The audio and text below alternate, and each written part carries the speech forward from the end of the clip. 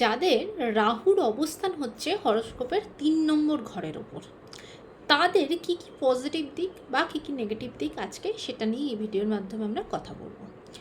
রাহু ৩ নম্বর ঘরে বসাটা রাহুর জন্য কিন্তু এটা খুব পজিটিভ সাইন বা পজিটিভ দিক, এটাকে আমরা পজিটিভ হিসাবেই ধরবো।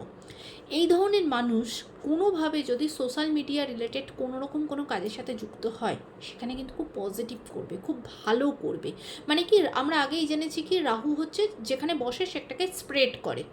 ধরুন সোশ্যাল মিডিয়া মানে কি, সে আপনি যা কিছু কন্টেন্ট বানাচ্ছেন সেটা যতটা ভাইরাল হবে, যতটা স্প্রেড হবে আপনার জন্য তত ভালো।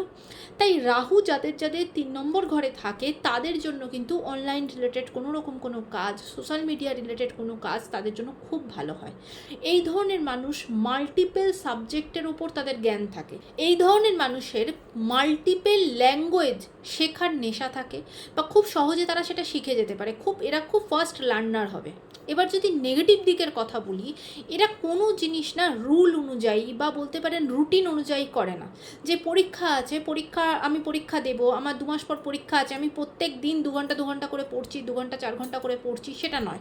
এরা ঠিক পরীক্ষার আগের মুহূর্তে পড়াশোনা করবে, কোথাও কিছু একটা যাওয়ার আছে লাস্ট মোমেন্টে এসে প্যাকিং করবে। মানে এরা সিস্টেমেটিক ওয়েতে, যেটা একটু রুল মেনটেন করে বা যেটা রুটিন মেনটেন করে যে জিনিসটা প্রথম থেকে করা সেটা করবে না, একদম লাস্ট মোমেন্টে এসে শেষের দিকে এসে সেই জিনিসটাকে খুব তাড়াহুড়োর মধ্যে সেটাকে করবে।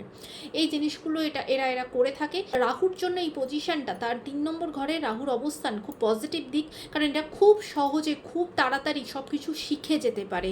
এরা অনেক ধরনের ভাষা এরা জানা থাকে, ভাষার ওপর এদের অনেক জ্ঞান থাকে।